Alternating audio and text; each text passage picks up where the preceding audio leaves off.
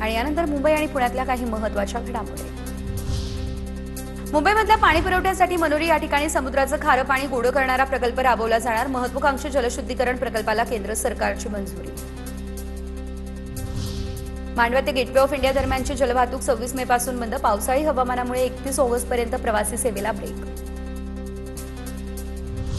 पुण्यातील नसरापूर प्रकरणी 21 मे पासून सुनावणी। हायकोर्टाच्या या निर्देशानुसार विशेष न्यायालयामध्ये इन कॅमेरा चालणार खटला। विशेष न्यायाधीश असलेले SR साळुंखे यांच्या न्यायालयामध्ये ही सुनावणी। मुंबईमधील वांद्रे पूर्व स्टेशन परिसरामध्ये रेल्वेकडून अतिक्रमण हटाव मोहीम। गरीबनगरमधील अनेक वर्षांपासूनच्या बेकायदेशीर झोपड्या अखेर हटवण्याचं काम सुरू। नोटीस न देता कारवाई केल्याचा स्थानिकांचा। बीएमसीच्या महापौर रितू तावडे यांच्याकडून घाटकोपर ते दादर AC लोकलने प्रवास। पंतप्रधान मोदींच्या इंधन बचतीच्या आवाहनाला दिला पाठिंबा।